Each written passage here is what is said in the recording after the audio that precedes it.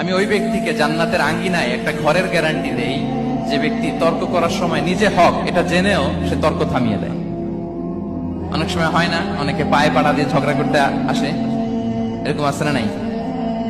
আপনি চুপচাপ দেখবেন একটা বাজে কমেন্টস করতেছে, আবার কমেন্টের নিচে কমেন্ট, আবার গালি, হ্যাঁ আছে না এরকম?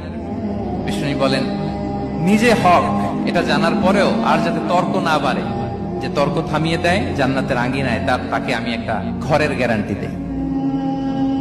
وببيت في وسط الجنة لمن ترك الكذب وإن كان مازحا।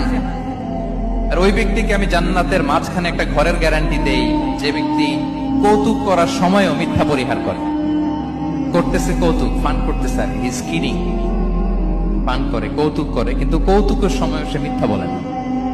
এই স্বভাব যাদের, তাদেরকে আমি জান্নাতের মাঝ বরাবর একটা ঘরের গ্যারান্টি দেই। এরপর বিষ্ণু কি বলে দেখেন, তিনি বলেন